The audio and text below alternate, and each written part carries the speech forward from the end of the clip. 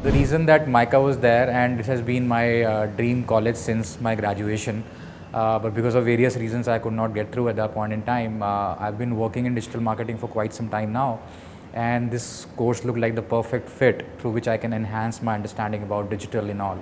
So it's just been a month now, and it's been a really great experience. What makes this, as I said, completely different is there's a lot of back and forth that goes on in a give and take. So we end up understanding the modules, we understanding the concepts, and then practically apply them in live case studies. I've already completed 3 projects so far, and my 4th one's supposed to be submitted tomorrow.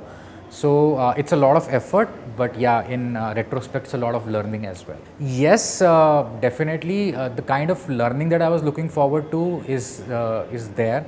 I am able to go ahead and relate to digital marketing as a concept much better, and how can I go ahead and enhance my skill set is something that's really interesting.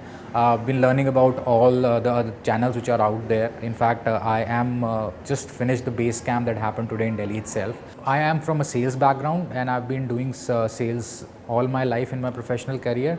What I really aspire to do is go ahead and make sure that I tie back the entire things and stuff I've learned, because sales happen to be a part of marketing overall, right?